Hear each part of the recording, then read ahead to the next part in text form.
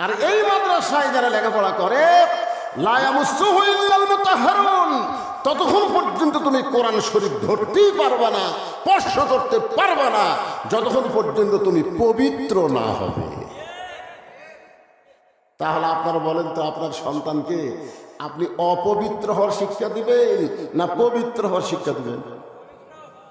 দুই একজন কথা যারা বিয়া করেনি এরা বলতেছে, কেরে বাবারা, এই আপনাকে মুখত কি জবান নাই? এই যে পবিত্র হওয়ার শিক্ষা দিবেন, এই কথাটা যারা বলতেছেন না, মনে করেন বলতেছিল আল্লাহ তাই বলিস না, তোর মরার একদিন আগে জবান থাকবি না, তোর সবই ঠিক থাকবি, চোখ থাকবি, কান থাকবি, হাত থাকবি, কিন্তু জবান নাই।